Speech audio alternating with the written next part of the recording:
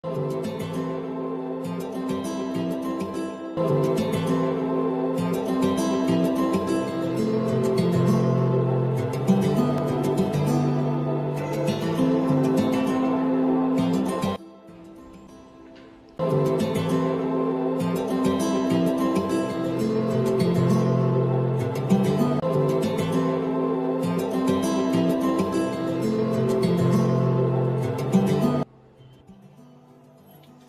ప్రసన్న, ఎక్కడికి వెళ్తున్నావు? లగేజ్ అంతా అంతగా సర్దేసుకుంటున్నావు.